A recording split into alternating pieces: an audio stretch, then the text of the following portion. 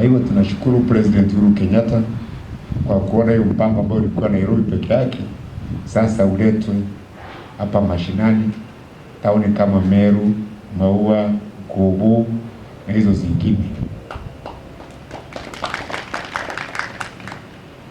Na upande wa county government ya Meru, ningetaka tuongeze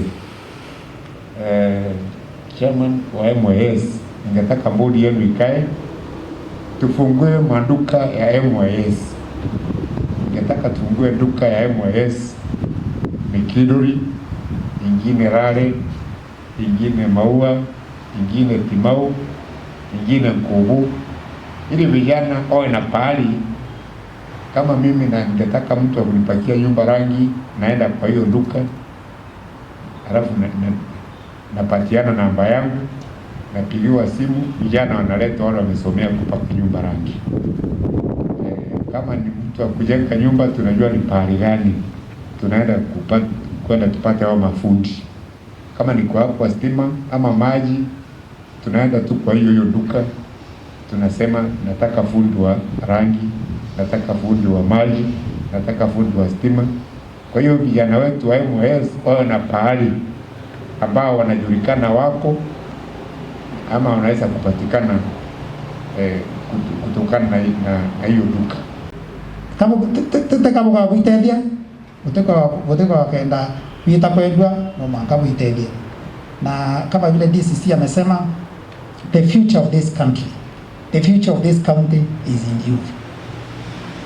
We cannot talk about making Meru great if we are not talking about youth issues and how to empower youth. And there's no other way of empowering our youth other than initiatives like this. Mimi nasema ni asante sana, na sisi kama serikali, of course with our able guidance and leadership of our governor, we shall continue to invest resources in youth issues, and I'm very, very happy that Governor today has formally launched the board.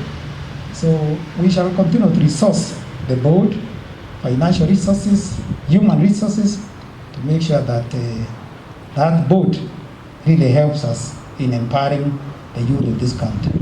We have also been supporting education of high school students in Meru County, and we are pleased to inform you, Your Excellency, that we have so far expended Kenya shillings 20 million towards supporting over 70 bright but needy students in Meru County since the launch of our high school program in 2007.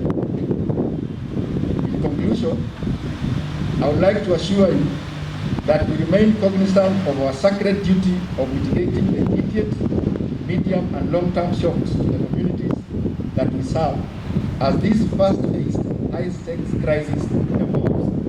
Once again, kwa wiromba yakwa ni tuendelee kushirikiana na thirikari ya kaunti ya Meru, tuendelee kuromba na kugwata mbaru thirikari ingi no tuiko kurukira utongere bubwega tukumba kuona uteithio kuma KCB Foundation kuma barabangi bantere chionde itotige ndwa chomba utumenya chora babeto batoroka kana bara kuona Meru iri kaunti njega no tutige kaunti njega ikio kuona bakija na wingi compared to other counties, na tunashukuru sana na tugote divoga. Asante sana.